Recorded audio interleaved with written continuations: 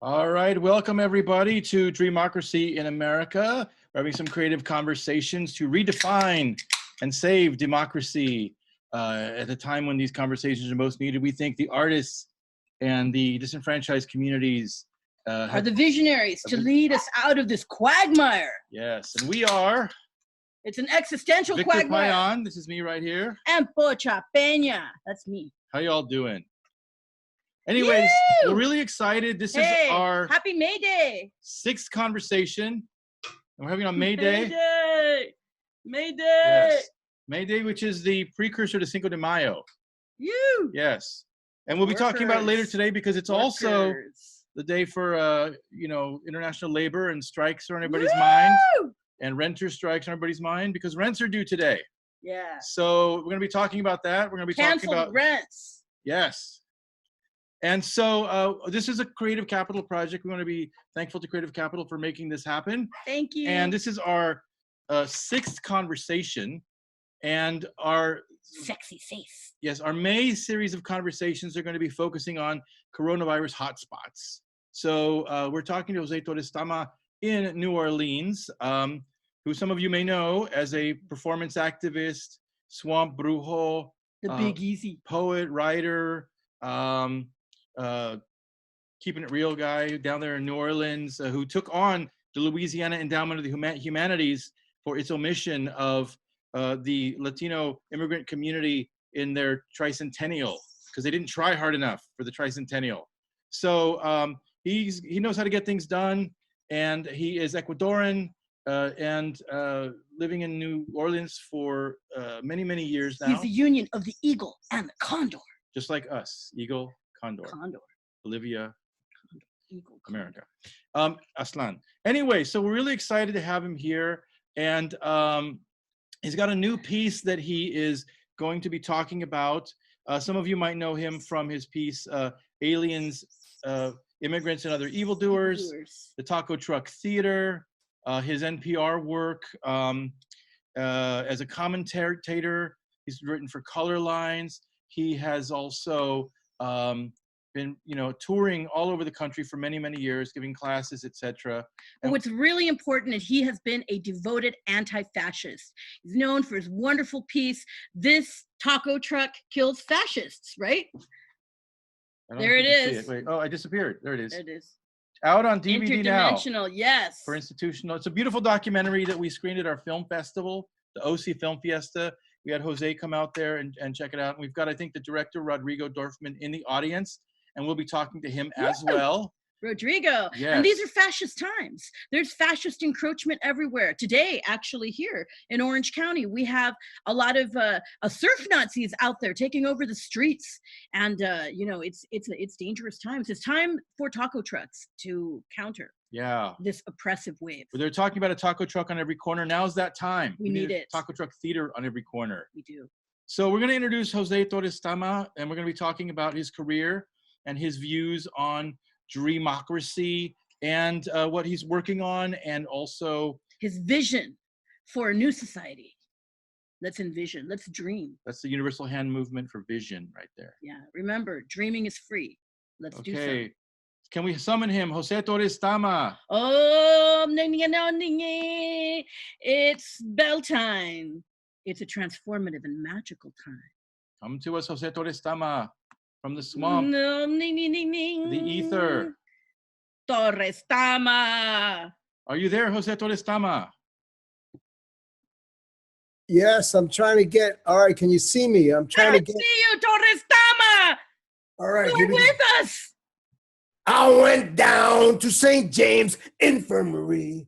Saw my caramel brown baby there. She was an undocumented immigrant worker.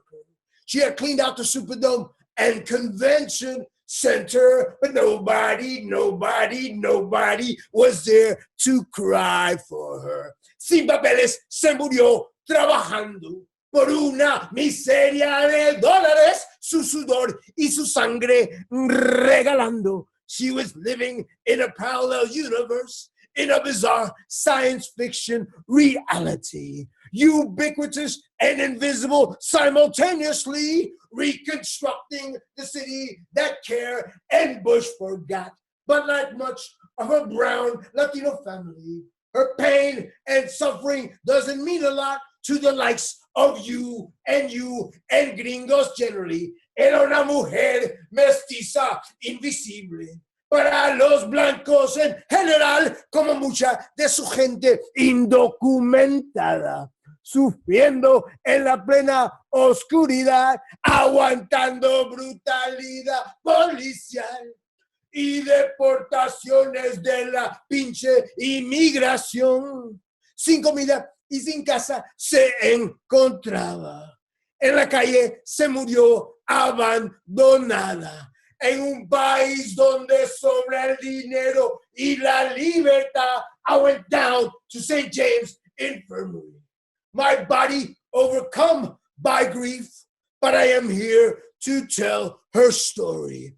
And those are my brown paperback people, because it's my destiny. After seeing my caramel brown baby there, dead at St. James Infirmary, I went down to the river and cried some more.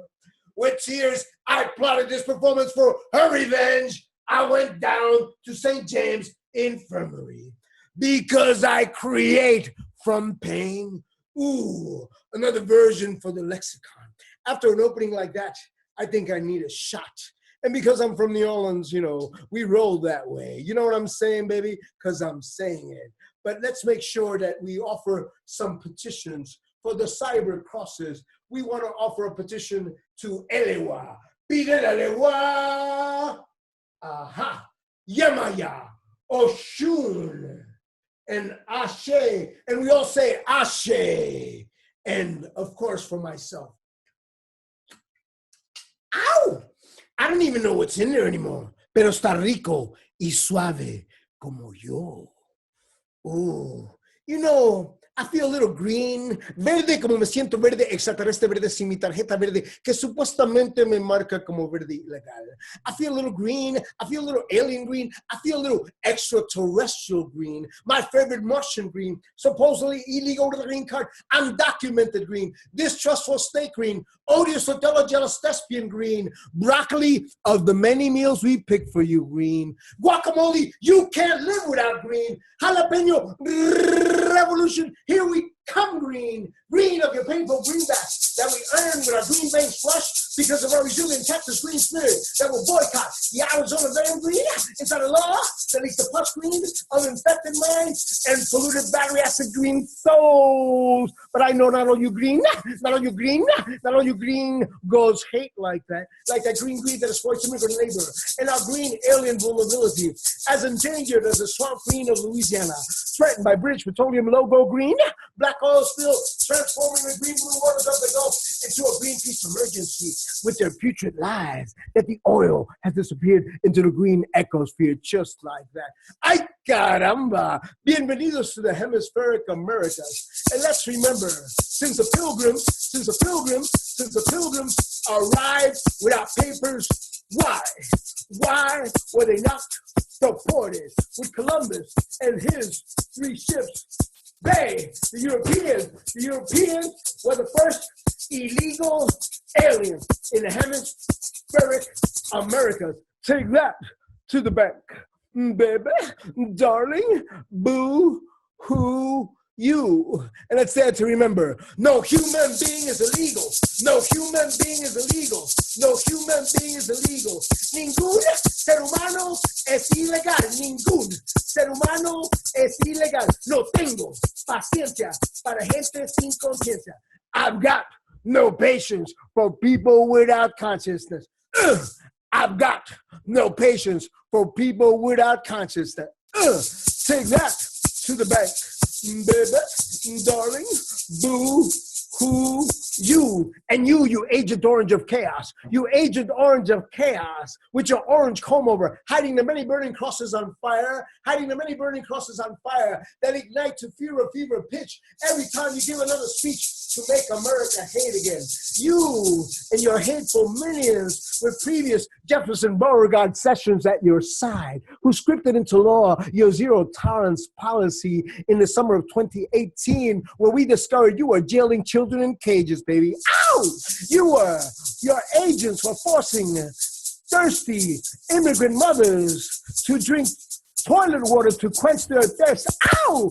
It can't happen here. It's happening right here, baby. And we've seen this before in New Orleans, the slave port, Catholic city, the Catholic slave port city. We've seen African Americans in cages, baby. We've seen them on auction blocks. And the slave port Catholic city in New Orleans always has that lingering legacy. So you Agent Orange of Chaos with that orange comb over, you and your hateful minions, in my universe, there's no guacamole for immigrant haters, no guacamole for immigrant haters, no guacamole for immigrant haters, no guacamole for immigrant haters. And you orange agent of chaos, you Jabba the Hutt pimp, you can't even go near the chips. Who? And the crowd goes wild. Oh, Mr. Torres-Tama, hello to you too. Oh. All right, it's great to see you. How are things over there in Nolens? I'm good, baby. I'm good. And after an opening like that, I'm going to take another hit from my other little bit. All right. Well, if you got them, let's have a toast that we're all still alive. I toast you. I toast all the workers on May 1st, because let's not forget that New Orleans was built by thousands, rebuilt by thousands and thousands of undocumented immigrant people. Let's toast all the workers across the universe on May 1st. And for those of you who are dealing problems with rent like myself, let's make sure we understand that we need a brighter future. Ashe. Ashe. Ow. Ow. Well, so tell us, José Torres-Tama, you were born in Ecuador and then you lived in New York as a kid, right? When did you become the swamp brujo? When did it hit you? I have to be very straightforward. I've always joked that I was born in Guayaquil City, a sleazy port city. I was raised in New York City, another sleazy port city, and I live in New Orleans, another sleazy port city, right? So there's a sleazy port city inclination there. But right now, Guayaquil City is suffering tremendously. I mean, if you look at the news and about a good friend of mine, Maria Gui Carter, the filmmaker, Ecuadorian filmmaker, she texted me and she tagged me on a couple of articles about 20 days ago. And I had to call my mother right away because Guayaquil City, I'm writing about it, it is experiencing one of the most severe cases of this pandemic. I mean, it is brutal. There are such a lack of coffins that they're burying people in cardboard boxes.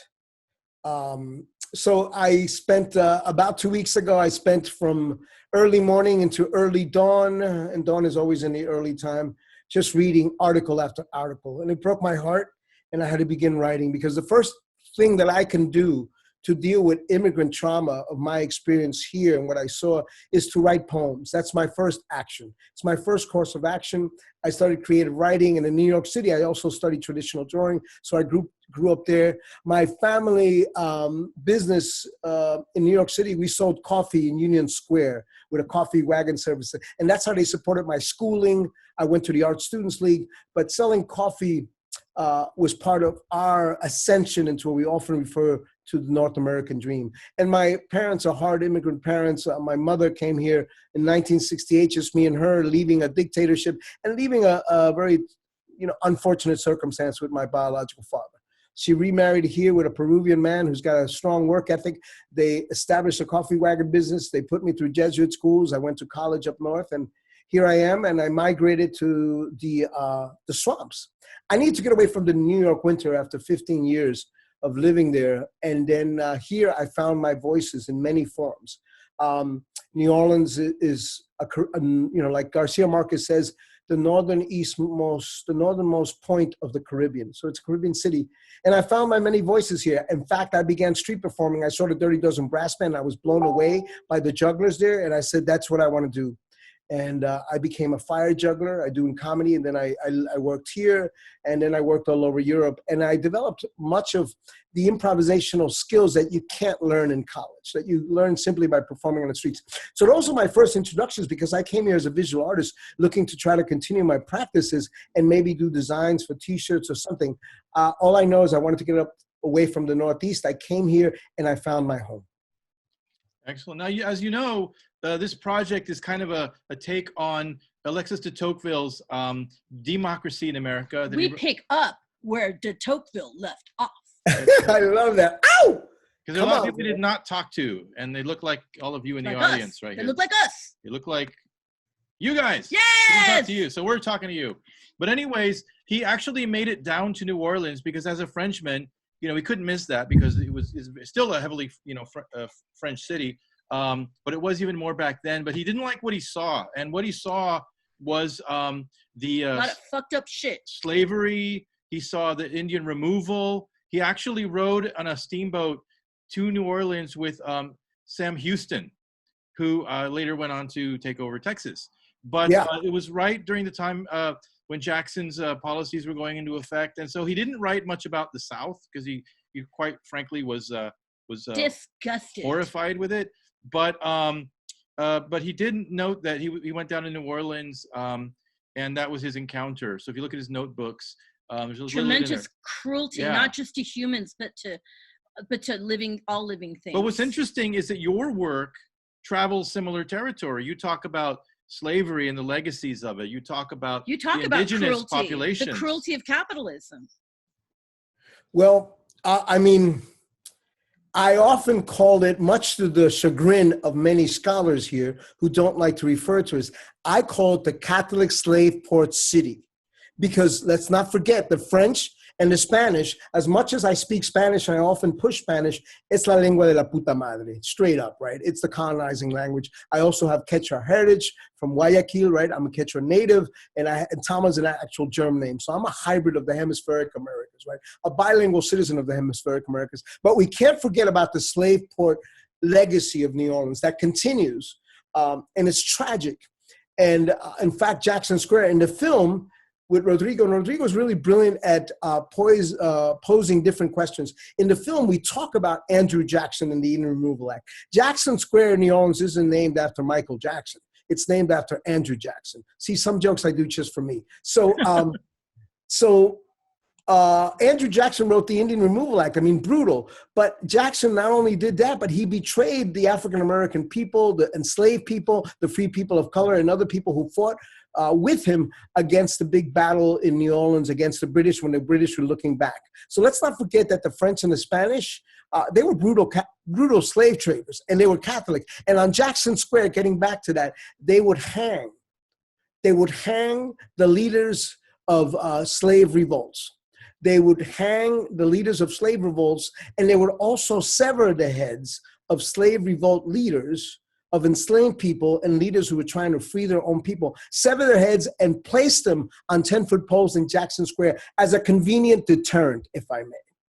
And you're not going to find any of that in the history books. So myself, I call myself a renegade scholar because I do a lot of research. So, let's not forget, right? We have the 3/5 human compromise, right? But the native people, this country's built, the United States of Amnesia is built on genocide and near extermination of native people, and they were just framed savages by so-called civilized monster gentlemen, right? And then they eradicated them as much as possible, and because the native people couldn't be enslaved, because they knew the territory, and especially here, they would go into the swamps. What did they start doing? The French and the Spanish and the British were involved as well. Let's not forget the Dutch, and let's not forget the Brazilians, right? What they did in Portugal is brutal. So all of those European countries, and Europe is so small, but they began spreading, and slavery was their trade. In fact, as I mentioned to you, people don't realize that the first stock in the United States, Wall Street, was founded on the hypothetical value of the property that were the African-American enslaved people. That's what Wall Street is founded on. I mean, that's the hypothetical value that they placed. And in fact, all the Southern slave owners and plantation owners, they would have their money in New York banks. And a lot of people don't know this, but shortly as the Civil War erupted, New York City actually wanted to secede with the Union because they were afraid that they could lose the money from the Southern banks. Come on now. You know, I'm saying it because you have to say it. So I always dig up because the United States of Amnesia seduces its people to embrace forgetting. And it's really important, especially now that we remember. I say that my job as an artist is to remember, because I can't afford a privilege that I can't bask in to make experimental theater or performance art about nothing. That's, for me, that's the privilege of a lot of gringo experimental theater artists, you know, that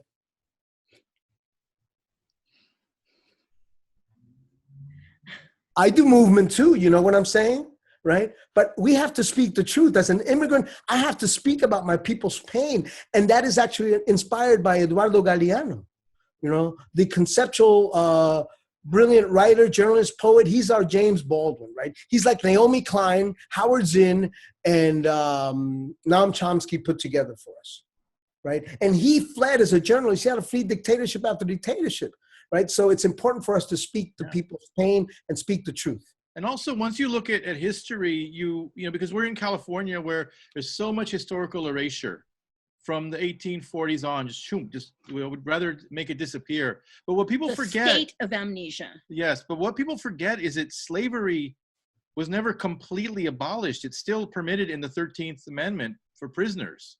Absolutely. So it's illegal, you know. So we talk about, well, what are we going to do for reparations? How are we going to address this? Well, the first thing you can do is take it out of the 13th Amendment. You know, that would be a good start.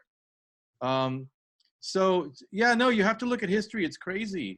But in also fact, on 13th Amendment, there's a great film by what's her name, Anna DuVernay, the one who did Selma, the 13th. I've seen that documentary around 4 times, literally, just to, and then I'm always taking notes because it's absolutely written into the law, and it allowed people, because here in Louisiana, we jail more people in this state here. We're the #1 champion jailer, baby. We jail more people here than in the whole of China. Can you believe that? Ow! Come on now. And right now we're competing with Texas to be the second most jailer of undocumented immigrants. So there's a race going on. Absolutely. But also, you know, you deal a lot with the immigrant community and trying to get them recognized. And one thing that we, you know, before we go into that, we also need to recognize that, you know, the native community and Mexico were places where escaped slaves could go and be accepted. So we really need to give props to that and call for that kind of unity in today's struggles, because there's a long historical alliance there. You know, absolutely. Viva Mexico. So tell us about your work with immigrants. Veracruz has the jarocho, the Afro-Mexican culture. I've done a lot of research because the slave triangle was actually Havana, New Orleans, and Veracruz. That's the way they transported slaves from the southernmost point of Africa, right? And I've always considered that hypothetically, all of those storms that are formed in that southern tip of Africa, to me, they're like violent water furies of the screens of our enchained African-American people of the Middle Passage. And that's its way to come forward and hit quite often and threaten the city that I love, but the city with a big stain of the most cruel thing that you can do, that is inhumanely enchain other people to do your work, enslave them. So, yeah. It's still going on. So you deal a lot with immigrants in your piece, which is actually called Immigrants, Aliens, Immigrants, and Other Evildoers. So, and that was based on what we talked about, the docu-theater process. So very much inspired by the work of Anna Deavere Smith and Moises Kaufman, who did the Laramie Project. I wanted to start hearing, and I was really fortunate because it would not have been possible without the funding of National Performance Network. So I had 3 major commissioners: Washington, D.C. Gala Hispanic Theater, that has been supporting my work for 10 years. Ashe Cultural Arts Center here has been supporting my work for 20 years, a predominantly African-American cultural center. I'm grateful to be associated with them. And Mecca in Houston with the amazing Alice Valdez, who's been there forever. They commissioned it, and I went to each city, Houston and DC, and of course here in New Orleans, and I began interviewing our undocumented people because I wanted to bring gravitas and the efficacy of real human stories. Not hypothetically think about what's going on, but interview people. And I take these 1-hour film interviews and I reduce them to 7 minutes to basically inhabit the characters with their permission, to be able to present their stories in Aliens, Immigrants, and Other Evildoers. And I'm grateful that it has been into, those interviews that transformed into a piece that's been touring for 10 years now. And last year in 2019, we sold out houses in Houston. We sold out houses in Los Angeles and New Orleans. And with the support of the amazing Herbert Sigüenza of Culture Clash, that El Salvadorian vato, right? He brought me to San Diego Repertory Theater, and we had a packed house of some 250 people. We sold out so many No Guacamole immigrant shirts here that by the time I got to LA a week later, I had to order and reprint some new ones, hecho en Los Angeles. Yeah, when you came to OC, you were out. You didn't have any. Yeah. So, but no, Herbert does a really great job. So you all know Herbert Sigüenza from Culture Clash, artist in residence at the San Diego Rep for probably about 8 or 9 years now. But he's really done a lot to support the development of the local Latino, playwright community. And the Rep's done a great job, but with Herbert there, they really have a really great, committee that puts on plays, new plays, readings, a lot of premieres. I think he's had 4 premieres himself. But we have a clip of Aliens, Immigrants, and Evildoers. Should we show some of it here? Let's do that. Let's do that. Just for people who understand the visual nature of the work that I also create. As a visual artist, I inhabit that performance art strategy to make visually complicated images, inspired much by the work of my conceptual mentor and amigazo de la vida, El Guillermo Gómez Peña, right? Who you featured here a couple of weeks ago. Yes. So we're going to go to the screen here. Hopefully we don't lose you guys. It's all new to us. So this is from Pennsylvania, Allentown, Pennsylvania, performance of Aliens, Immigrants, and Evildoers. El inmigrante cruza por varias razones, por necesidad económica. The immigrant crosses for various reasons, for economic necessities, por el sueño de otra vida mejor, por evitar persecución política, to avoid political persecution. Porque el acto de cruzar es un poema físico, for social and religious reasons, because the act of crossing is a physical poem, y un grito rebelde, y un ejercicio místico, y porque a veces hay que cruzar simplemente. A rebellious cruise, a mythic undertaking, because sometimes you simply have to cross. I went down to St. James Infirmary. So tell us about what we were seeing here, Jose. So you're getting a chance to see a really good production that we did at Northampton Community College, actually in Bethlehem, because I performed a lot in Bethlehem and Allentown, steelworking communities that have gone through major transformations. But there they presented my work, and this is Aliens, Immigrants, and Other Evildoers. And we had a packed house, and we had this brilliant young student that had just graduated, right? And he was a filmmaker. And I said, hey, come and film this show, because the visuals were fabulous, right? They did the screen. Normally, you could see all the collaborators, and please know that while I may be one person up on stage, especially with Aliens and the National Performance Network Creation Fund support, I engaged the brilliancy of John Grimsley, who is the most amazing visual designer for performance and theater. And in fact, I approached John in May of 2010 with a half-written script, and I said, John, I'm looking to do sci-fi Latino noir. And John was like, yeah, I got that. And he came up with the entire idea of the red screen as I was developing I was developing the alien enigmatic character that you saw at the beginning. And many of the images are very well known with the red background. And then the Swamp Brujo, this character. But having the opportunity to work with some genius collaborators, including the videos that are done by Bruce France, who I'm still collaborating with. We're now collaborating for 10 years. And the sci-fi sound music, the soundscapes are like where, X-Files meets The Border. So they're like my Mex-Files soundscapes. And they were created by Billy Atwell, who's now in collaboration with me for 20 years. In fact, we're releasing a CD, and putting it up on SoundCloud and having some little video YouTube releases of our work for 20 years, and he's done the soundscapes for me for at least 8 different shows. And we're putting a 20-year compilation called Speaking Truth to Perverse Power, Volumes 1 and 2. So it's a compilation of shows actually about text and performance, text and music for about 7 performances, including from the Taco Truck Theater Ensemble project. So this is the Swamp Brujo character with the projection, and the gobo that you see was John's idea to give us a sense of a hurricane, of a storm, because I went through the post-Katrina tragedy, and I actually escaped on a stolen school bus 3 days after the levees breached. I was on the same bus that the iconic composer, Alan Toussaint, was on. And I wrote about that, articles and op-ed pieces. I began speaking and doing commentaries for National Public Radio. And I sent out the essays and cyber essays. And Rodrigo's dad, Ariel Dorfman, was one of the first to start putting it out on an international level. And so did Guillermo, because the tragedy, from my perspective, was one where obviously the federal levies failed, but the social chaos that followed afterwards was an even greater catastrophe. And of course, the African-American community and many elderly and many other marginalized people were abandoned at the Superdome. We all saw those images. So Aliens begins to speak about that with actual interviews like this one. This is a Honduran worker whose tale I inhabit, who I interviewed back in 2010, who had a tragic accident with his hand. A dumpster crushed his hand, and the contractor didn't even want to assist him, right?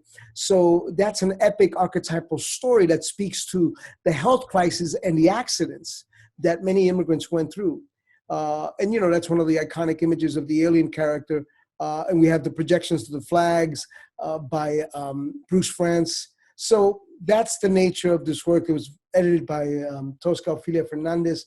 So the nature of this work is to bring those stories to the forefront. And the actual first piece ever staged about the post-Katrina engagement of immigrants and the reconstruction was the piece, The Cone of Uncertainty, New Orleans After Katrina. That after that first major essay that I threw out, like from Andre Codrescu's house in Baton Rouge, where the airport dropped, where the bus dropped us off, and Andre came over to pick us up. And it was really bizarre because Baton Rouge had lights. They had a reality very different from the nightmare of New Orleans. So from there, by September 5th, I sent out the first essay that was called Hurricane Katrina and the Chaos of New Orleans and Their Aftermath. That was published on cyber publications all over. It was a lengthy piece giving an immigrant perspective, because what has happened here in New Orleans, with a long legacy of Spanish and Cuban and Honduran, that's the biggest population of our immigrant people here, and our Latinx people, is that it operates in a very binary measure. All the stories are almost always white and black only by the arts institution here when it favors them to do that, simply because the black people, the African Americans, would rightfully scream at that exclusion, right? And I love me some Spike Lee, but he did us a disservice with when the levees breached, right? The Requiem for the Storm, I think it was called. But he made it white and black. Didn't even have any Vietnamese people, and that began. And then the show on HBO, Treme, did the same thing. So there's been a systematic erasure of our brown immigrant communities here, and I can't let that happen on my watch, right? Eduardo Galeano says that there are systems in place, organizations and cultural organizations that abet the crimes of governments to decide who shall be remembered and who shall be forgotten. And I will certainly never, ever, ever let my immigrant people be forgotten. Immigrant people who have given of their labor, love, and sweat and blood to the rebirth of New Orleans. So if I sound passionate about this, it's because I am, Batos. Yeah, and you recently held, like we were talking about in the introduction, you held the Louisiana Endowment of the Humanities accountable this last couple of years, like 2 years ago. 2 years ago. And even Carol Babel, my conceptual mentor here, who's been engaged as giving me guidance, told the actual board of directors at a meeting back in 2018, you need to speak to Jose, you need to own up to this. This is Carol Babel, a celebrated African-American retired director that was honored very much in 2019 of the Ashe Cultural Arts Center. She was my guide and my mentor as I was holding them accountable. And what do you think has happened with the LEH? There's been absolute nada.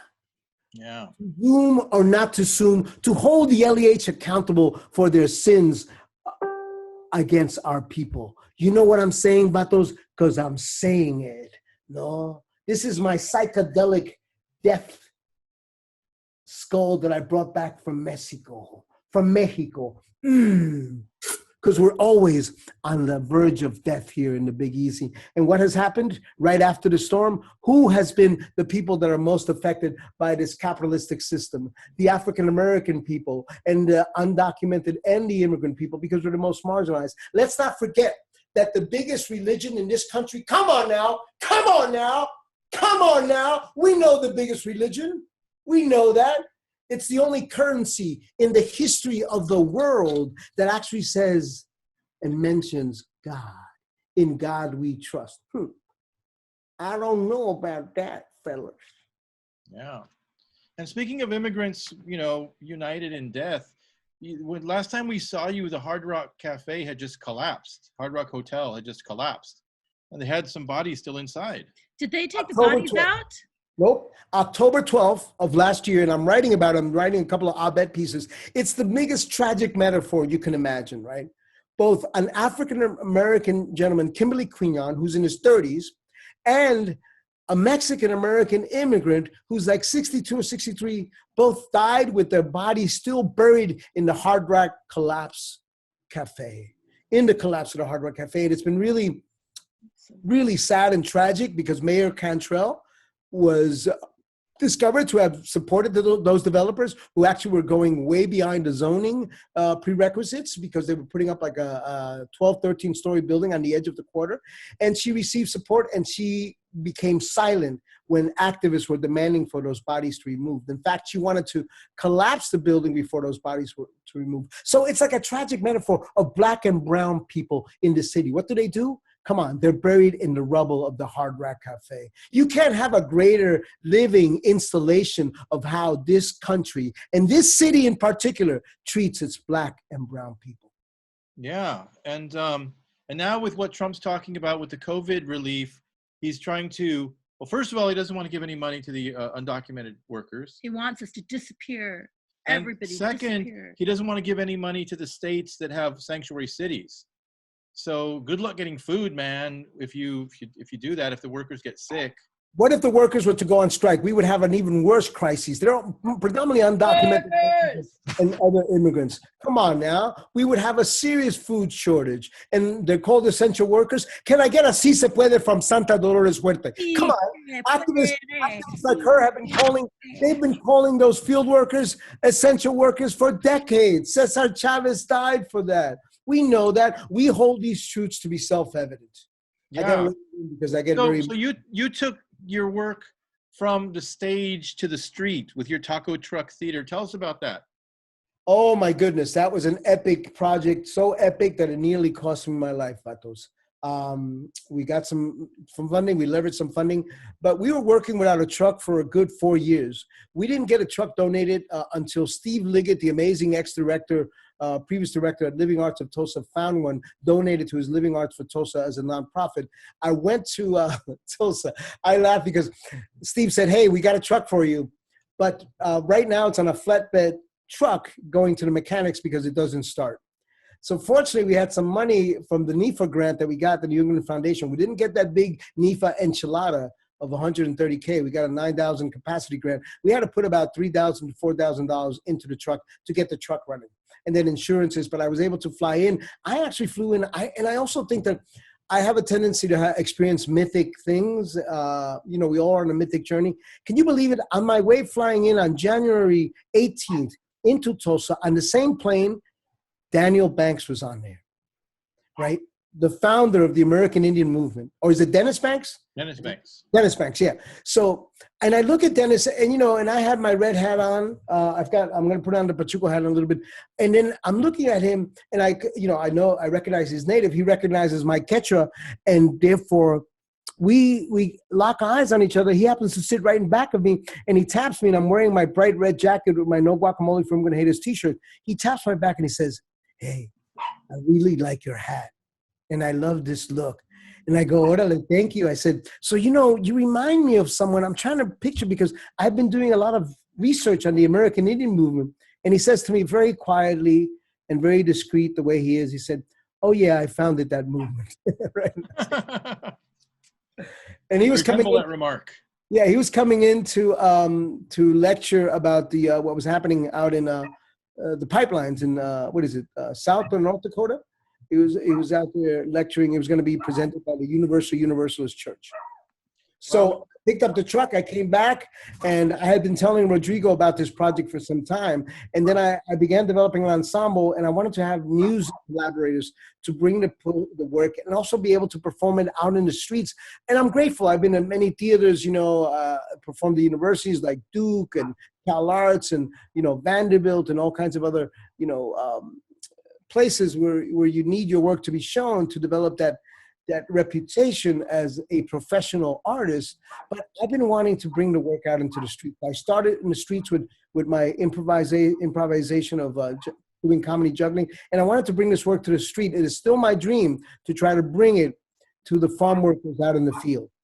Well, we have the trailer. This is, like I said, the new DVD freshly available. It's disappearing as we speak. Where is it? There it is. Okay, well, we have the trailer. We're going to show it. And then, like I said, the director, Rodrigo, is in the audience. So bear with us while we share the screen. Hopefully it'll come up again. But we screened this at our documentary in our film festival, the OC Film Fiesta. And then we went to get tacos. Real tacos. Okay, so you all see it, right? Okay.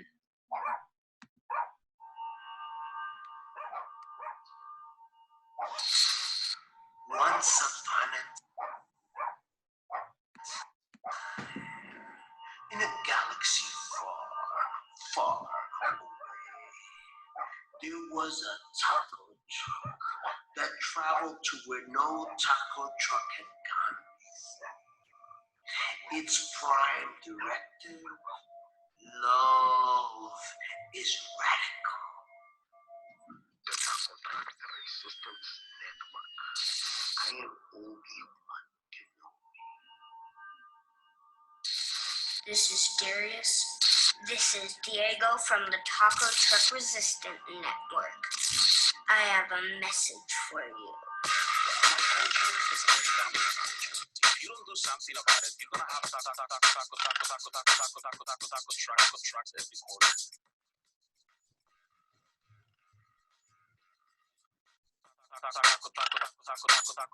Taco trucks every corner.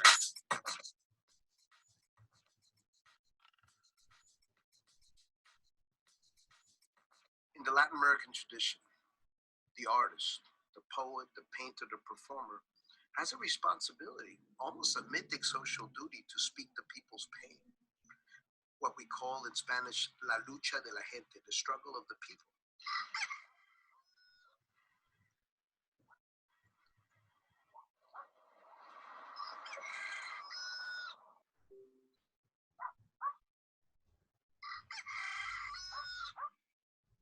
And those are your kids there, right? That's Darius and Diego. They were both at the time in 2017. They were, Darius was 10 and Diego was 7.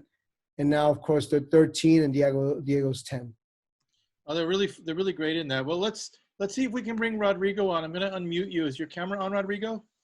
Yes. Where are you? Come in, Rodrigo.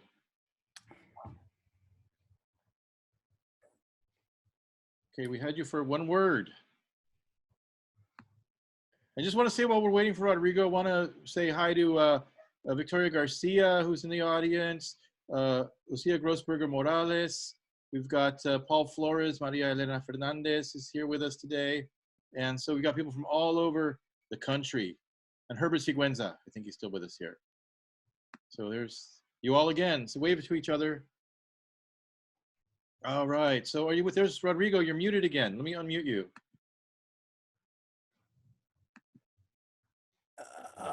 What's happening with Rodrigo? Are you with us, Rodrigo? Yes, I'm here. Oh, good. Okay, so tell us, what inspired you to make this film? Well, the only thing that I wanted to do the moment I heard that Jose wanted to have a taco truck theater was that I wanted to be on that truck. I wanted to be like Bonnie and Clyde, and I wanted to be like a wild thing. And I just wanted to be on it with my camera, and I wanted to capture the immediacy, the beauty, the madness that I know follows behind, in front, to the side, and all around Jose whenever he is creating. It is a vortex. And I also enjoy being a vortex of my own. And so I thought if we came together, it would be just an amazing vortex. And what was your favorite moment from the production? My favorite moment for the production was when I realized that there wasn't going to be a truck. Drama. Well, Drama. When I realized that actually the idea was that we were going to get on the truck and we were going to go from New Orleans all the way to Tulsa. And we're going to travel through Trumplandia, performing in parking lots of Walmart and just causing havoc and just doing like, you know, that movie with Peter Fonda and Dennis Hopper. And hopefully, you know, we don't die. Rider? Yes, wow, Easy Riders. Yeah. And so when I realized that that was not possible, at least in my dimension, I started looking around, and I've been hanging out with the boys quite a lot, and I love young children. I love being with them. They have so much wisdom. I love young children. I love old people. And I suddenly started realizing they were changing before me every time I came, and they were maturing, and they were just becoming these incredible beings now that Jose had brought them into the performance for the first time. And he'll tell you about that. And I told Jose, I said, Jose, you know, I think this film is about you and the boys, much more than you and the truck. And it's about parenting, and I saw myself in them as a young child of the Chilean Revolution in the 70s, being brought by my father as a revolutionary, and not being shielded from the world as it is, for better or for worse. And so to me, it was very biographical. It was very mythical and mystical and filled with drinking and drama and beauty, and of course having the opportunity to share and be part of that family and be with those boys was incredible. So I'm so blessed, and I can't wait to one day actually be on the truck, because the film ends with the truck going into like at a bye-bye Brazil, you know, going into the future. Right. And it's interesting that you're from Chile and Jose's from Ecuador, Pocha's family's from Bolivia. Is that we have a lot of our artistic community here that has experience dealing with dictatorship. I'm half Texan though. Same thing. Yeah, Come on different now. dictatorship. But we did another project called the Latin American Free Thought Agreement, LAFTA, because we knew that Latin Americans had something to teach us in this country about how to deal with dictators and dictatorships. Yes. Socially, culturally, and you know, you know, as we try to figure out what's going on in this country and how to create new systems and make it better, and really get the people involved, I really don't understand like these guys in Michigan, like they're so upset that they can't get a haircut in 3 weeks, so they have to bring up assault rifles. Let my people golf. Yeah. Yeah. Because the Anglo protesters in the 60s, they were all about long hair. So why are they all about short hair now? I don't get it. Doesn't make sense. Because they're fascists. Oh, that does make sense. Yes. Yeah. And racist. Yeah. Yeah. But you know, a lot of it, a lot of interesting transformations are happening with the fascist right co-opting the language and modalities of the progressive left. Mm-hmm. So there's just a lot of chaos right now, a lot of purposeful confusion, I think. Yeah. Yeah. So Christina Wong, you know, we're asking people advice on how to deal with these situations. Christina Wong, who we interviewed a few weeks ago, her advice was when you go to your representatives, and we do want you when you go to your city council meeting, we want you all to get on first name basis with your council people and your representatives, your state representatives, and your federal representatives, because she said when you heard that her mental like exercise, she says go in there and talk to them like a mediocre white man. with the privilege of a mediocre white man. Yeah. Yes, it's true. That's all you need. Just inhabit that character and you will go far. Yeah. And when you do go to your representatives, do create a character and make sure that character is badass. So you don't take no for an answer, and you keep on them, because that's how they work. They just say yes, and then the next person comes. You know, politics, so much of politics is performance art. So, you know, inhabit a role, you know, create a persona that, you know, will hit your target. You know, look at who your audience is. Look at who's sitting on that dais and speak to them, you know, push those buttons. I recommend the twin pillar technique. I usually find somebody crazier and rowdier than me to scare the fuck out of them. And then I'm the voice of reason, aren't I? Wait, does that make me the other? No, I'm not the other pillar. But anyways, we go, yeah. So, but anyways, the point is that you have to be getting and communicating with them, because the other guys, however crazy and violent and vicious they are, and they're all very good people, they don't care if they're, you know, in the state house with assault weapons. They think it's their right and their privilege. So, you know. And I think we're seeing the double standard. You know, I mean, if you're protesting a pipeline, you get rubber bullets, you get water cannon, you get arrested, you get brutalized. But if you're out there violating, you know, state health mandates, but you're white, you know, then, you know, they treat you with kid gloves. Nobody's being arrested in Huntington Beach. No one's being brutalized in Huntington Beach, in Michigan. You know, this is white privilege at its worst, because, you know, the greater population of America that looks like us, we have to shut up. We have to shut up, and these fuckers get to go out there and, you know, create havoc and possibly death. Yeah. So just know, and they're co-opting our language too, you know, so it's really weird time, but keep your wits about you, make it a performance, and just get out there. And especially now that we were talking about May 1st being, you know, when your rent is due. Jose and I were talking the other day, and it became kind of eerily clear that if there are tons of people displaced because of this COVID situation, and landlords demanding that they be evicted, that's going to cause havoc come November, because they're going to need to update all the voter polls.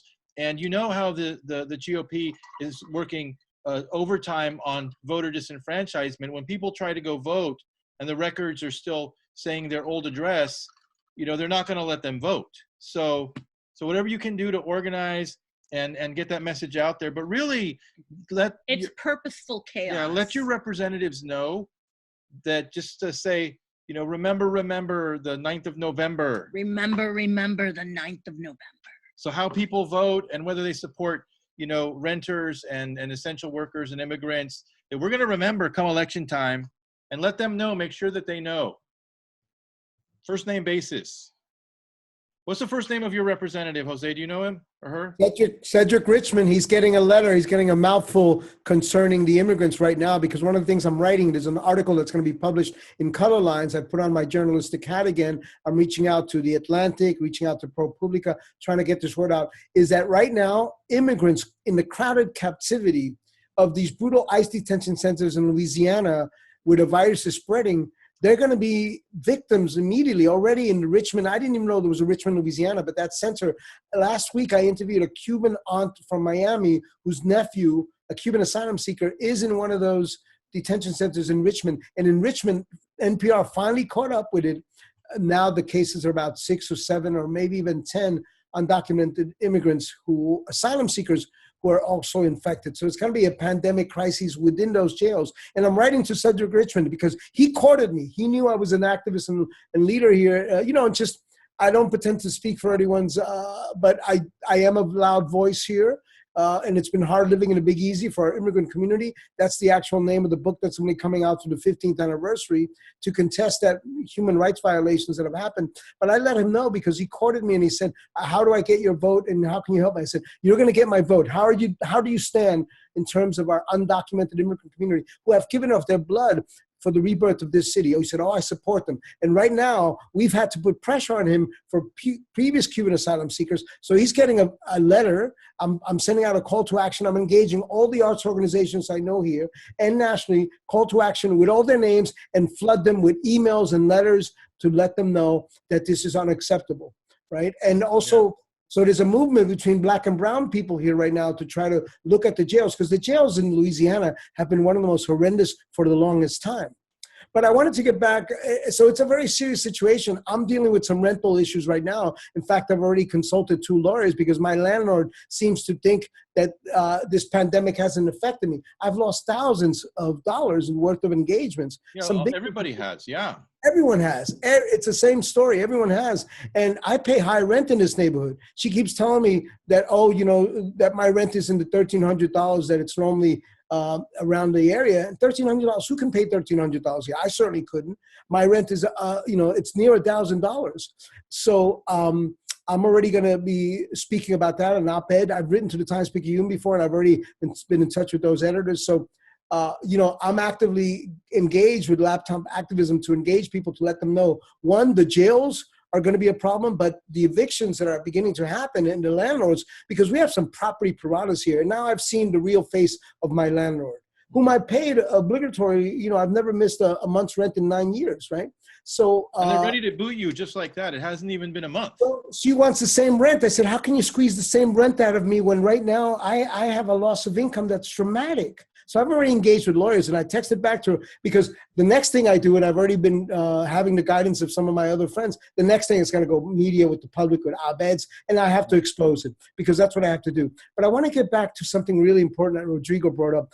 The reason why I also engage my young boys is because my boys, the rock doesn't, the apples don't fall far from the tree, right? Their mama's a classical vocalist. In fact, I use their mama's classical voice piece, an ode to the Black Madonna. That's a 14th century classical voice piece in Aliens, and they've been performing in operas since Diego was 5. So when I got the truck, they couldn't believe it. They were like, "Papa, you got a truck?" I said, "Yeah." Yeah, I got the truck. I drove it in. They hurriedly came. They lived 3 blocks away. They hurriedly came. I opened up the back, and they were dancing and jumping inside the truck. They were doing little hip hop songs, and I said to them, and I was preparing. And I said to her, how would you guys like to perform Taco Truck Theater? And they were like, yeah. So and they're performers. They're already little performers. Diego was the youngest to ever be accepted into the children's opera at the age of 5, right? So they've done about 7 professional operas, including, Puccini pieces, Tosca. The first one was the contemporary opera, Dead Man Walking, that they did here. So they were already skilled. So I got them involved in. And, I've been raising my children bilingually to be very conscious of the work that I do, for them to be very conscious of what's happening. I've taken them to meetings of the day laborers at Congreso de Jornaleros since they were babies, right? So they know them at the Congreso. And last year, it was 2018, we were getting rid of a lot of toys. And I said, all right, you guys are growing up. There's a lot of toys you don't use. And Darius in Spanish said to me, Papa, ¿por qué no pensamos de coger todos estos juguetes y les regalamos para los niños del Congreso? So why don't we take these toys, Papa, and why don't we bring them to give to the children of the Congress of Day Laborers? So I was like, that's a brilliant idea, Bellos. And we did that. We gathered a box. We gathered a number of train tracks. What was that little Thomas train and all the other things that they had, including some Star Wars paraphernalia. Some of the Star Wars paraphernalia they weren't ready to let go of. But we brought it to the meeting, and a meeting on December 12th of 2018, where there were about 250. It was the last meeting of the year, and they brought the gifts. And in Spanish, they spoke with the microphone to their mouths, and Darius spoke, and he's very articulate in Spanish. And he spoke and he said, we're here to give these toys to the children of the Congreso. And the Congreso people gave them a huge applause. That's the kind of children I've been wanting to raise, to be socially conscious. So Rodrigo, being a father as well, when I let him know the children are going to be involved, he really got involved. And the film took on, a project begins somewhere, and it took on a more humanistic perspective with my raising children during the Trump era, and with the brilliant collaborators, including Spirit McIntyre, non-binary African-American cellist, poet, singer, spiritual leader, and Natalie Jones, bilingual gringa girl that spoke about her father voting for the Trump. So we brought this perspective, Roberto Carrillo playing panpipes, La Bestia, Michael, who played the accordion, and Heidi, African-American, who sold the tacos, and we were doing outdoor performances where her selling tacos. When we've done it on the streets here on a corner of St. Claude, we've had wild amounts of people out there, packed 300 watching what's going on. And that's been what I wanted to do. And bringing the children along for the ride was a very deeply emotional gift for me and decision to get them involved in my work. Yeah, and I think that, you know, especially now, we have to function as families, as tribes, as collective units, because we're all in the same boat. And I think that we can cover a lot of ground digitally now. This pandemic, this quarantine has opened up. Like, where you're in New Orleans, we wouldn't have had this conversation. Yeah, there's a place for children in the revolution. Yeah, but that we're all, there's the DVD, but that we're all play a role. What you call performance activism, we have a similar thing that we call practical social practice, where our social practice events are, the audience is like the city council. So we craft experiences and events to the decision makers to try to influence policy through a performance kind of approach. So usually when activists come in and they get angry and they say, we demand this and we demand that, the city council, they can shut them down and just ignore them. But we find a way to reach them in a creative, poetic way that really moves them. And a lot of times, you know, in a community, kids play a really vital role because they can say things that the adults can't. They're not afraid, and they have nothing to lose. I think it's important to be multi-generational with the elders. Absolutely. I'm with you on that. And please know that when the boys, and you see it in the film, when the boys with their beautiful young little,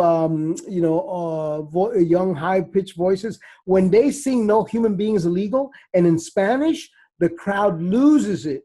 And then they go, you know, we're Darius and Diego, and we're throwing down some fires. Somos Darius y Diego, estamos tirando fuego. The crowd literally loses it because they see these children. Again, they were 10 and 7 at the time. And this is my older boy, Darius, and each one of them took on a performance persona with their masks, and they were the Taco Truck Avengers. So when they performed, they melted the hearts of many people. Mm-hmm. And I told them, and it wasn't like it was a kiddie show. They're professional little performers. I mean, I had one skeptic friend of mine from San Francisco. She was like, oh, you know, I heard your children are performing and I didn't know what to think. And she was like, oh my God, they're brilliant. And you're like, of course. You know, I mean, we rehearsed, and they performed in professional operas, 8 of them with the New Orleans Opera Association. They're fearless. Yeah, they're, you know, and Diego, he's really intrepid. Darius has a voice like his mama. So that's Darius. And this is the brilliant cover that Rodrigo came up with, right? No, people can get that on your website, torrestama.com, or how do they order that? They could order it through Rodrigo. I don't have it available right now. He just got them freshly minted printed. And Rodrigo, what's the way for people to get them? Well, right now, the film is free online. That's right. During the pandemic, I have made the film free online because it's much too important for us to be able to see things. And that's the whole point anyway. So the DVD is made hopefully for educational institutions so that they can use it in classes, so that they can bring Jose to the universities and he can perform. I mean, it's all just this, hopefully this movement of trying to help our performance artists. I perform with La Pocha once in a while, but I mostly want to be able to lend my voice and my talents to the performance artists so that people see them. If you can, while we're having the conversation, type in the Vimeo address and the password if there is one. And then, I was going to do that. Bill O'Reilly is also asking for a link. And just wanted to point out that but you should know that Rodrigo is a genius filmmaker. He's at the height of his powers. It as a 62-minute loaded documentary. I thought it was a little bit too short myself at first time, but we were like the dark horse. We didn't even know. We won Best Louisiana Feature in 2018, best, and we didn't even know what was going to happen. In fact, Rodrigo at the time says, "Oh, listen, man, and his documentaries are much more experimental. They're much more visually impactful. They have a very European sense. They're not your boring ass documentaries made by, you know, Ken Burns and all these gringo documentary filmmakers that often get a lot of money. They're not our people, right?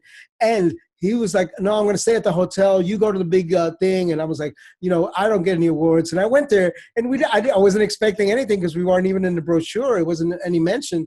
And then I was, you know, at the time I was really jonesing for some coffee. I stepped out, and then some people come out and say, hey, man, get inside, get inside. They're calling your name. You just won an award. I said, award for what? For your film. I was like, oh, shit. I came in there, and the audience is, it's like, and I come in with my Pachuco outfit. I come in there, and I'm kind of like spaced out. Those moments, like, you know, there's a huge people clapping, they're standing up, and there's the projection of the film screen with the boy's image right up on the big screen that they had there. And it's like, it's almost towards the end. So it's like around 12:30, and I didn't even know, I wasn't prepared. And I said, wow. You know, and the first thing I said, so, wow, this is really beautiful. They gave me this beautiful little glass alligator. And, you know, being the Latino that I am, so I said, is there any money that comes along with this award? And they all laughed. I said, no, I'm serious. Is there any money? and someone was recording it. Apparently it was a very funny little impromptu presentation about it because it was shocking. But I think the boys gave it a humanity that was unprecedented, that people did not expect to actually see. Wow. Well, definitely check out the Vimeo link. Rodrigo put it down there. Copy it, share it, let people know on Facebook and social media that it's available, because it really is cool work.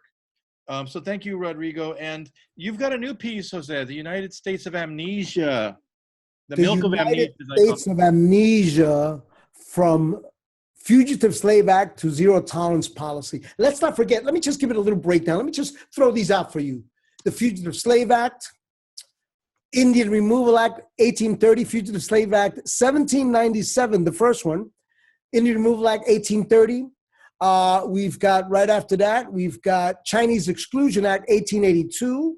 Then we have Mexican Repatriation, 1929. And it sounds really, you know, fancy, repatriation. No, it was sending Mexicans totitos back, U.S. citizens, 60% of them from California. They were pulled from the streets, put on trains, sent them back, deep back into Mexico. Yeah, Sandra's grandmother. My father, my grandmother, my grandparents, my father, who was born here in Texas, in the U.S., were sent into Mexico. He'd never been to Mexico.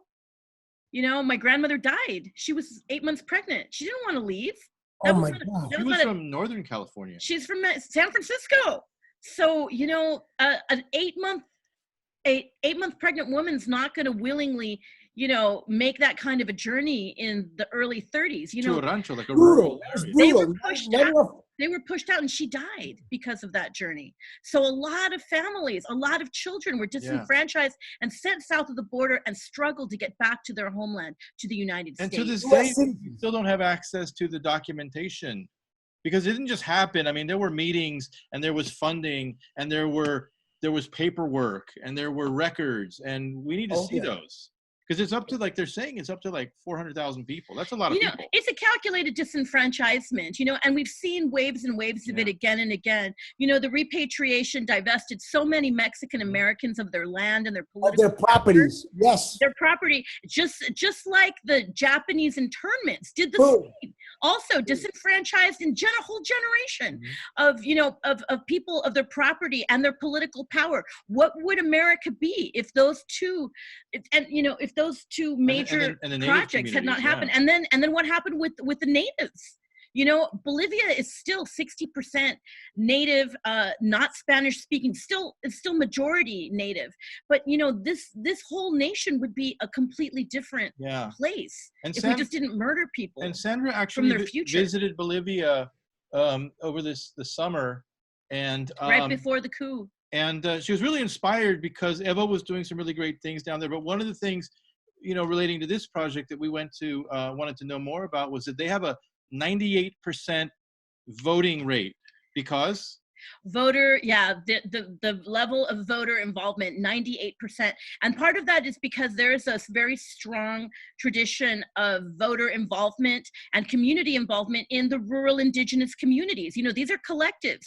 Some people, you know, in fact, communism or that concept actually came from a study of the Iroquois because our native tribes tend to be communal. You know, they are not, you know, they have a hierarchy, but they're very big on participation and, and involvement. So these rural communities really fight to participate. You know, they died for the right to vote, and they take it very seriously. Also, the government fines people. If you don't vote, you get a fine, and you cannot use any banking services for 3 months. Yeah, and one so thing, that those are some very serious consequences if you do not participate. and then the coup happened, and it's like a right wing. It all messed up now. Christian, you know, fascist thing now. But one thing that we need to remember too, because in this election cycle, the word socialism was thrown out quite a bit, and right after Bernie left the race, suddenly everything that he wanted to do that they said was impossible is what's saving the country. Exactly. Yes. Thank you.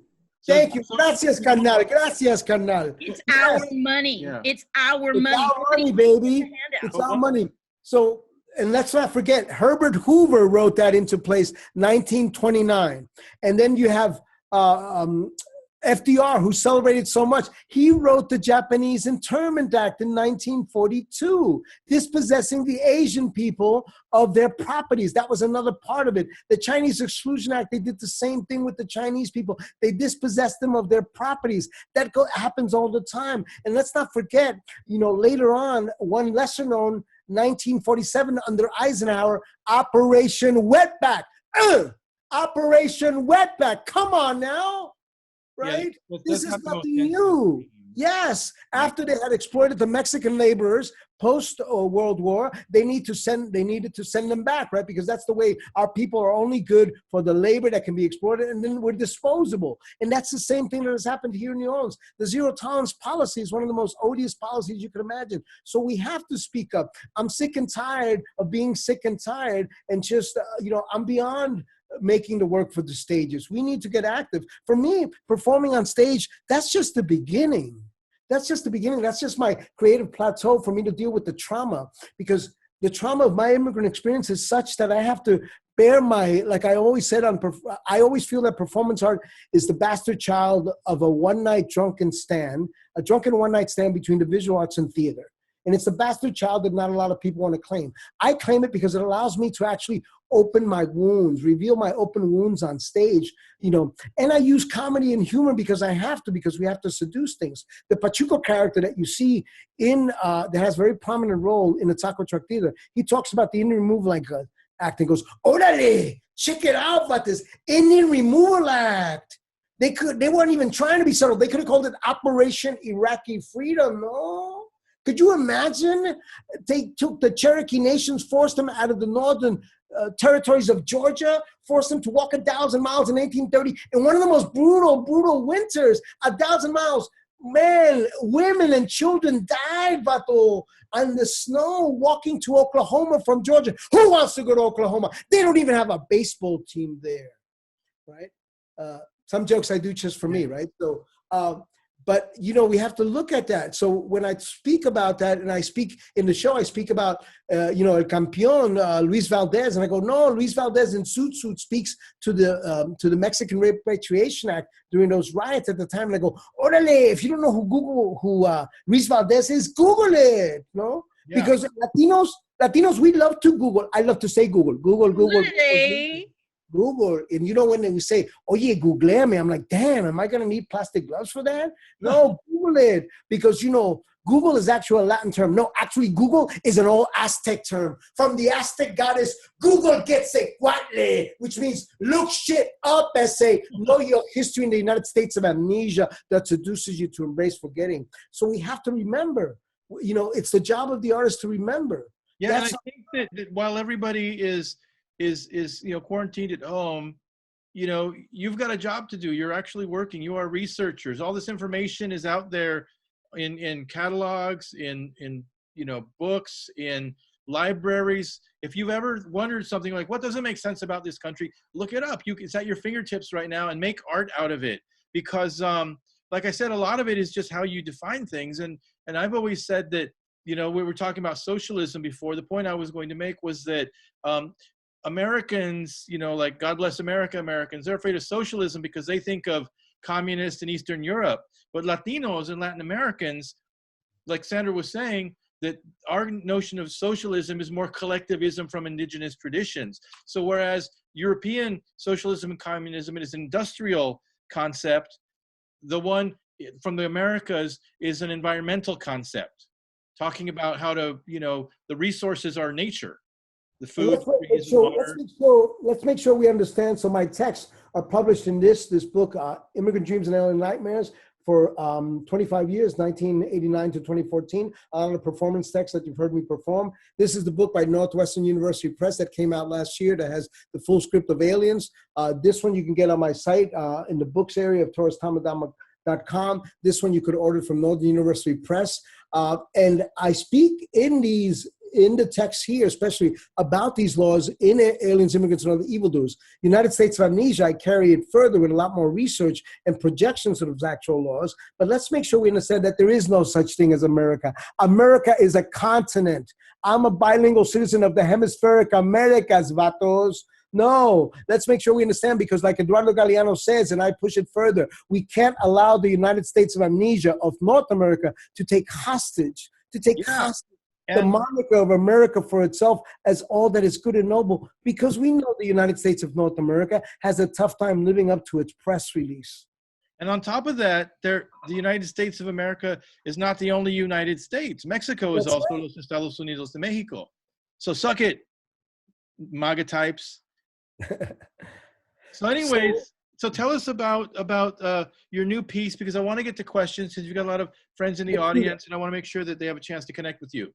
So the United States of Amnesia, so each work develops itself. Like I came up with the idea of Aliens, Immigrants, and Other Evildoers, the title right after Bush. Remember Bush? Yeah, we're gonna get them evildoers. I always thought Bush was a combination between Porky Pig and Yosemite Sam. That's a little bit of an older reference. Some jokes I do just for me. So he said evildoers, right? We're gonna get them evildoers. And I was like, evildoers, and it began dawning on me, Aliens, Immigrants, and Other Evildoers. Boom. And it took me, I came up with that title right around the Bush era of 2001, right? With the way that Bush pimped. Remember, they took the tragedy of 9/11 and pimped national and blind nationalism, and they also began pimping hate and fear of immigrants. They did that. Bush was part of that. W was part of that. Karl Rove, that entire cadre of criminals who actually invaded and created the Iraq War based on lies and weapons of mass distraction.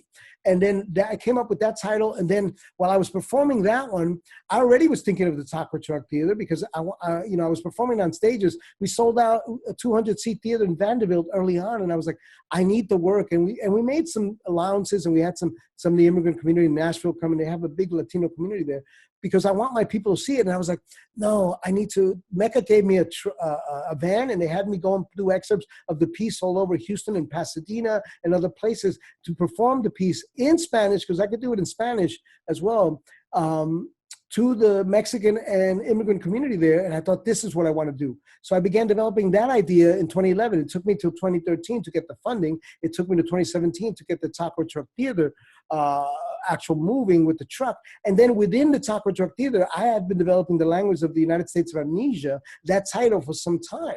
And now it's come to fruition. It's going to be developed as a spoken word performance opera, including my collaborators with Spirit McIntyre, the Jose Fermin Ceballos, and now the Taco Truck Theater, the total Black and Brown coalition. Jose Fermin Ceballos, he's an Afro-Dominican poet and singer.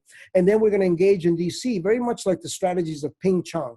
And if I throw down these names, look them up. Ping Chong, who did amazing work in putting the power of community voices up on stage. So there we're going to engage a bilingual young dreamer female. We want to engage a Muslim poet, and we want to engage an African-American poet. And we're going to create a spoken word performance opera. We're going to engage an African-American singer as well with my musicians. And, I love it at this stage, as much as it's being pushed till 2021 because of the coronavirus pandemic and all the challenges. I love the process of beginning to create new work with other people. I love that. Of course, I make my living as a solo artist, but I've been collaborating forever. So I've been doing this research. I would say for anyone, if they gave out this book, if they gave out Howard Zinn's The People's History of the United States to sophomores and juniors in high school, we would have a revolution. We would have the revolution in our hands that we need. Viva la revolución! Viva la revolución! So that's where the United States right now, here I'm engaging African-American poets as well, and it's going to be a spoken word performance opera.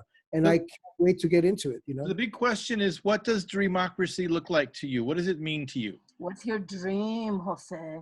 It looks a lot more like this, carnalitos. Se ve como este sueño que tenemos ahorita, donde nuestra gente de color, nuestra gente afroamericana, nuestra gente indígena, nuestra gente latina, nuestra gente asiática, nuestra gente, when we, because we hold these truths to be self-evident. Of course, we know black and brown people are going to be the first to die, right? We've known this.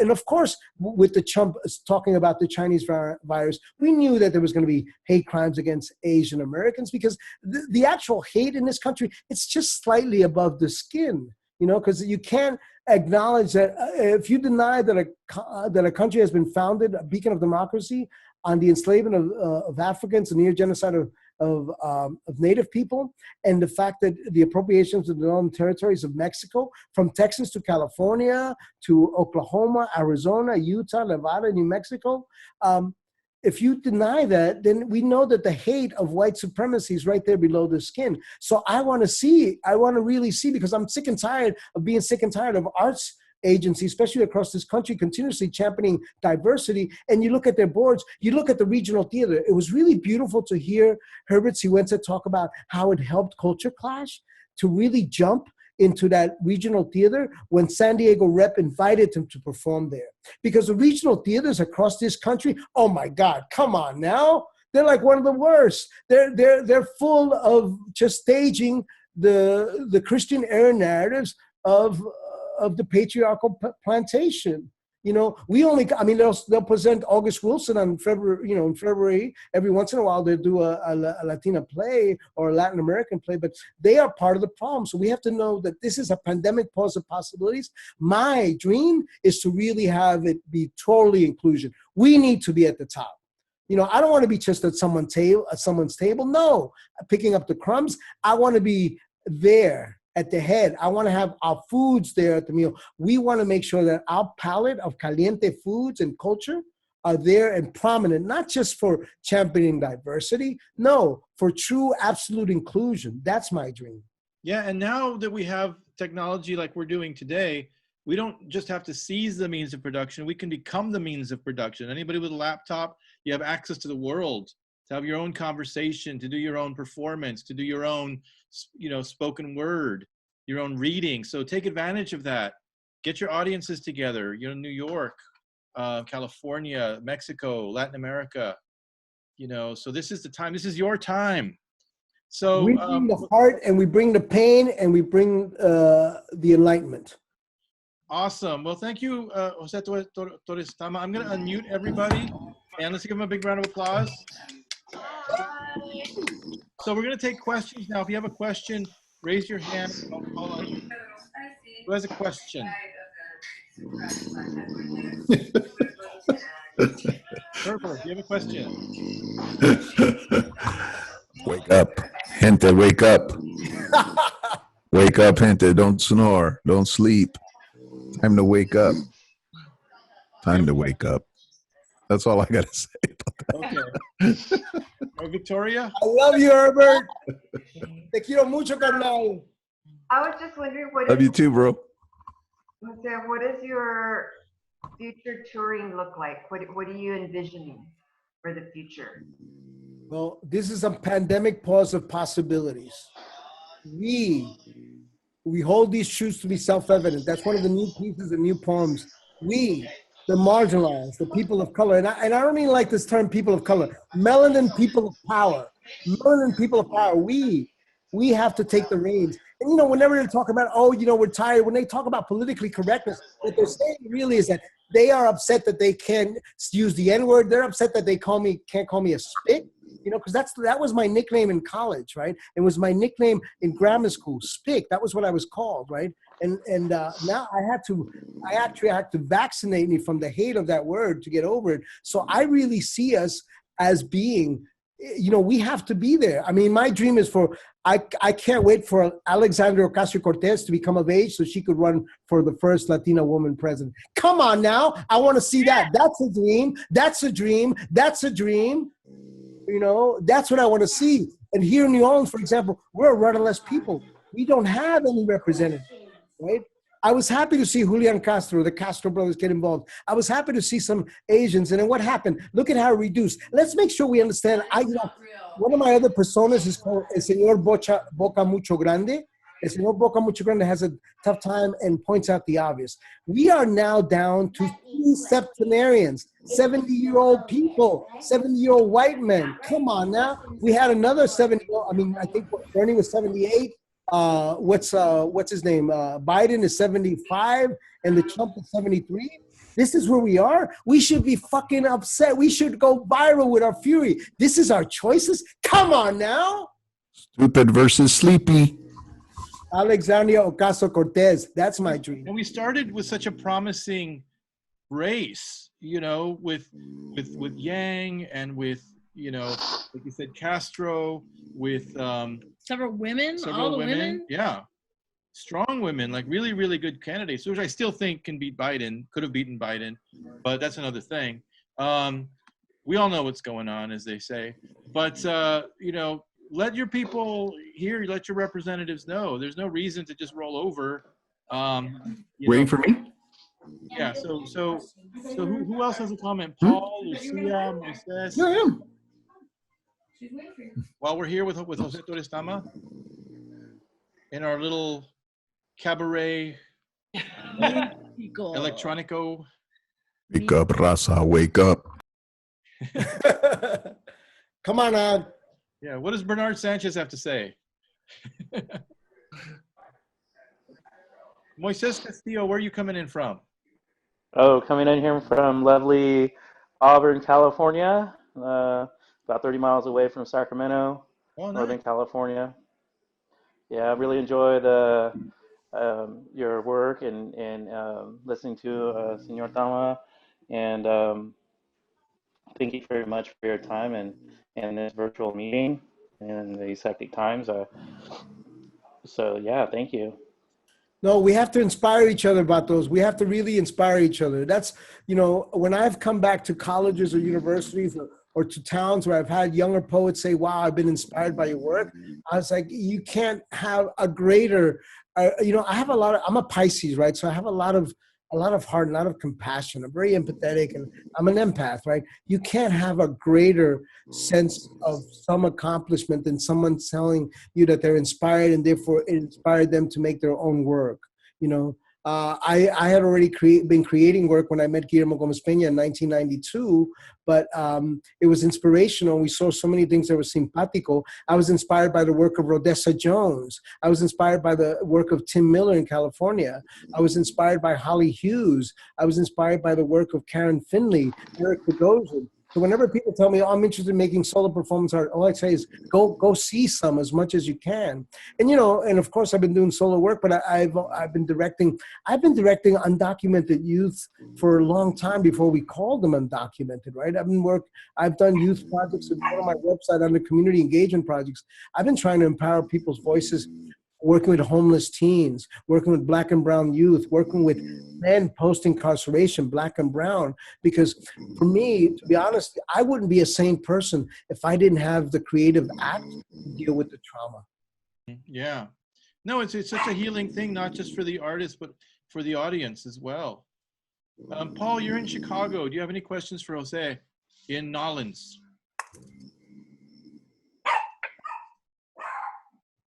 Jose,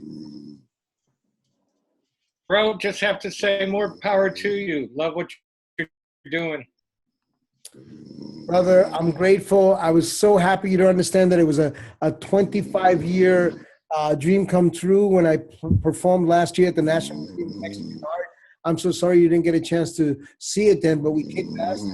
You know, I've had Pregones Theater, the Puerto Ricans in the Northeast support my work. I've had all the Chicanos, Centro Cultural Raza support my work. You know, I'm an Ecuadorian performance artist, right? And I'm also Latino vegetarian, which means I'm a contradiction in terms, right? So some jokes, again, I just do for me. But, you know, it's not like there's a lot of Ecuadorian performance artists, but I have a very pan-Latin perspective growing up in New York as an Ecuadoriano. I had the great fortune of seeing poets like Pedro Pietri, had a friendship with Miguel Algarín. These are the poets that have inspired my work. So, you know, when we can inspire others, that's when we're doing our job at the best. I think. And Lucia, did you have a question from a Bolivian artist who has used technology very, very early on? I don't have a question, but I have a comment, and that this is so different of a space than we're used to. I mean, I'm just like, I've been like photographing Zoom screens because all of a sudden we're all equal. There's no one performer, we're multi-performers. And, you know, I can watch different people. And it also, there's like, I turn it off because I got to go do something and I want to, you know, not be part of this. Oh, that's wonderful. That's amazing. Wow. I love that. I love your artwork. Oh, beautiful. Really powerful. Yeah, that's my comment. Well, thank you. Hey, Lucia. Hola, Pocha. ¿Cómo estás? Un beso. Love you. We miss you. I miss you too. Bye-bye. And that's one of the things that we want to encourage, that we're excited about in doing these conversations, is how they can bring people together in isolation. You know, that we're more together now than we were a month ago, you know, because even though we were in our social circles and going around, you know, getting our haircuts, now we have a much more direct communication with people, and you don't have to leave the house. You know, you can have your drink or your coffee right here. And I'm jonesing for a haircut, Vato. Come on now. I think I see one. Joan, did you have a question? You've had some wonderful comments in the section. Did you have any questions for Jose? No, I just want to say hi. I'm Joan.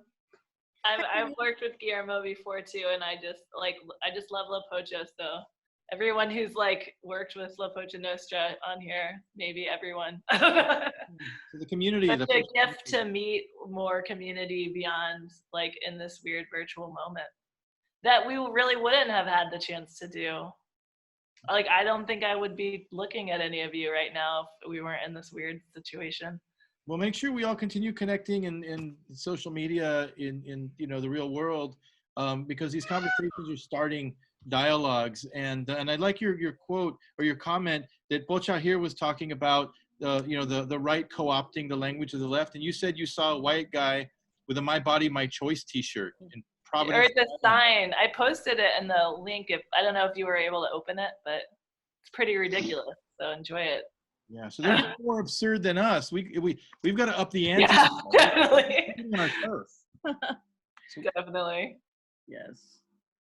Well, awesome. You know, we have to understand that, and especially the right-wing churches, they co-opted the African-American strategies of using the churches during the civil rights movement. And that's why you had so many televangelists, you know, literally shoot themselves in the foot, right? Or shoot themselves in their Christ heart because they voted for one of the most, you know, the Antichrist, you know, a rapist, right? Or they voted for, you know, a womanizer, yeah, I mean, everything that you could imagine. And let's make sure we understand that, in fact, a very interesting scholar, televangelist scholar, was interviewed on NPR that he was removing himself from the televangelist church because he did not agree the way they supported the chump. And I was like, I don't even like to mention his name because I think every time you actually say his name, another white nationalist gets his Confederate flag in his wings, right? So I like to use the chump, the Agent Orange of Chaos, Java the Hutt, the Hater-in-Chief, you know, the puto pimp. You know, I had someone, I was in Mexico and I said, no, ese es pendejo es un puto. And one of them said, no, Jose, putos have dignity. Yeah. And if we could get real here with our Christian brothers and sisters, we can just break it down for a second. Just, you know, as we go through this, whatever you're hearing in church, in the pulpit, we just have one bit of advice. Read the Bible for yourself. Google it, eh? Google it, eh? Google it, eh? You're going to find this guy Jesus, and he's a revolutionary. He's hanging out with the hoes. And he's not white. So do your research. Question your leaders. We question our leaders, and I'm happy. Are you happy? And question yourself. Question yourself. Constantly. Honestly, part of this is, you know, is pushing your own personal evolution. You know, we always have to push beyond our comfort zone. That's a part of expanding our consciousness, our soul. That's what we're here for. This is a time for tremendous self-reflection. I'm calling it a pandemic pause of possibilities. We, in the progressive spheres, we have to really push further, because the right wing, they want to push us back to beyond 1950. You know, sometimes there's this glorious ideal about the 1950s. No, 1950s was not something to be applauding. No, we have to understand, you know, let's make sure we also understand that the Republican Party is full of the Dixiecrat Southerners who jumped ship when Johnson signed the Civil Rights Voting Act back in 1963, post-Kennedy assassination. All of a sudden, Dixiecrats went over to Republican Party, right? And they started pimping their hate. Yeah, and one thing that we really need to, like, when you try to have empathy and understand, you know, what's going on, you have to put yourself in the mind of the other side, the opponent, the person that's oppressing you, because they're oppressed too. They've gotten their own series, you know, of abuse in life, and they're reacting to who knows what. But the more you understand it, the better you are able to deal with it and diffuse it. One thing we have to remember is people like Mitch McConnell and his generation. Bitch McConnell. Moscow Mitch, yeah. Bitch, I like Bitch McConnell. They lived during segregation. They saw it in action. Yes. They grew up, and it was normal to them. Yes. And they're So not, perhaps there's a nostalgia there. yeah, you know? but they can feel it. It's in their sense memory. The next generation, they just read about it in books, or they hear about it around the campfire in their, you know, in their militia training camps. But these guys actually lived it. Yes. And they're dying off. So we got to hold off long enough for them to kick the bucket, and the next generation to go, look, man. And we talked about this with Elvez. Why are you really embracing the Confederacy when you've got people like Elvis Presley? You know, when you've got people that give real cultural contributions to this country, and you're picking the worst. Well, I think that's really what's really important, and you hit something really important, is that nostalgia, that white nostalgia of oppression. Because, you know, when they challenge politically correctly, they're just challenging the fact that they can't call me a spick, that they can't call me a wetback, that they can't call me a greaser and a beaner, because they long for the nostalgia to use those words to dehumanize me. Mm-hmm. And we have to make sure that we continue to push, because they're working very hard at taking us back. Right. So we got to make sure that right now, yes, there's a lot of laptop activism, but, you know, we have to make sure that we understand what's going on. I mean, look, they found money. There's never money for education. They found money. Where are they printing the money? In China? Come on. They found money. There's never money for education, money for libraries, never money for the NIH. Where did they get those $1 trillion? Right.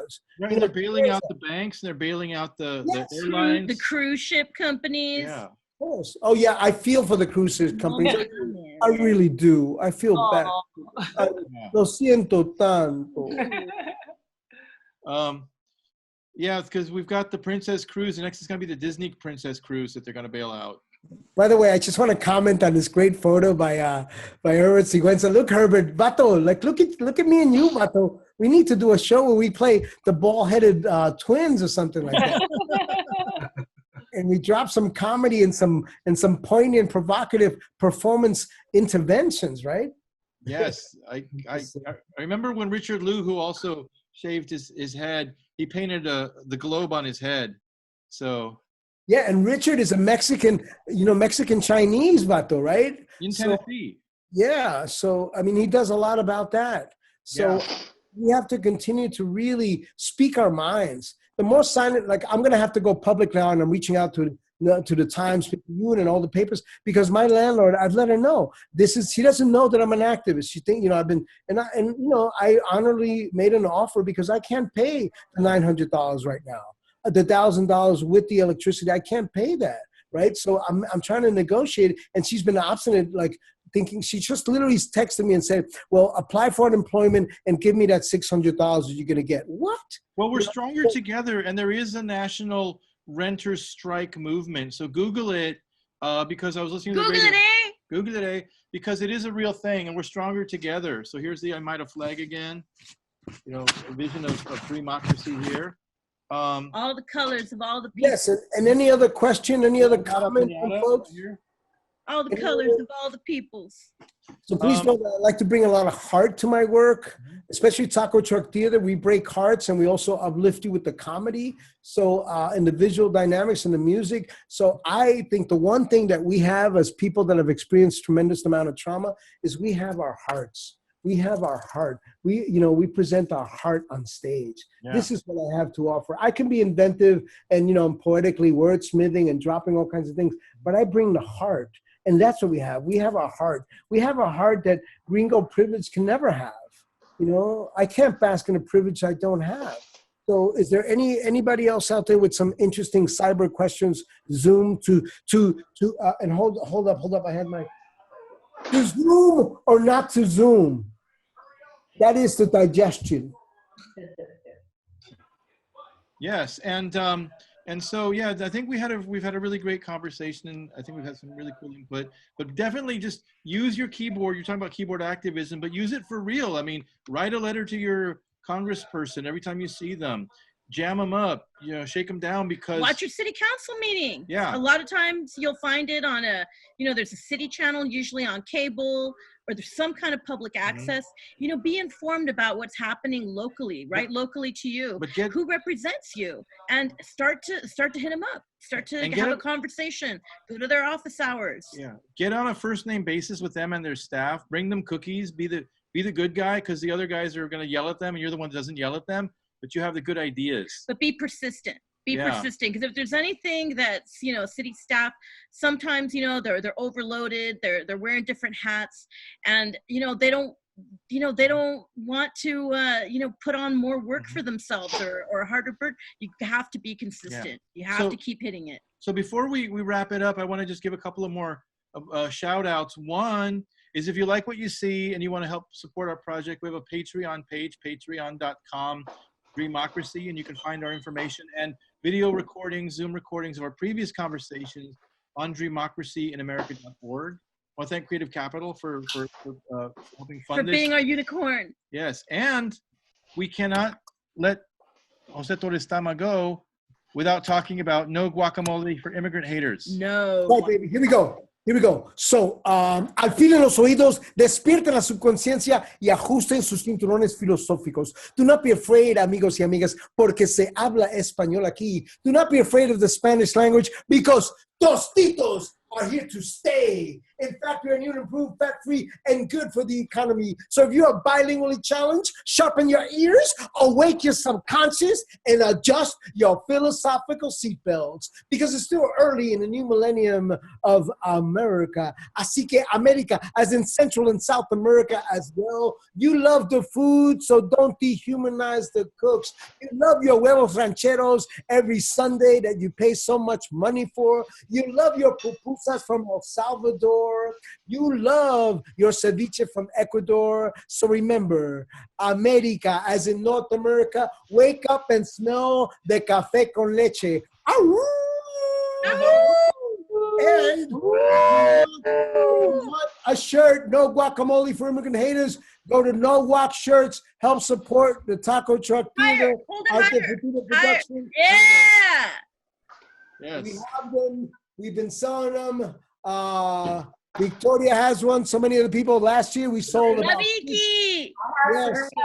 She sold has 1,500 shirts. Yeah. Sold 1,500 last year. And right now, that's a source of income. I still have to pay insurance on the Taco Truck Theater. So anyway, gracias. Thank you for having me. Pocha, Victor, I'm deeply grateful to all of you. So, all right, thank you, everybody, and we will see you next week. Keep on our Facebook and our website for next week's guest, and support José Torres-Tama at torrestama.com. Support Dreamocracy in America at dreamocracyinamerica.org, and support each other in any way you can. Yes. Happy May Day. Gracias, bellos. Ciao. Thank you. Bye. Thanks.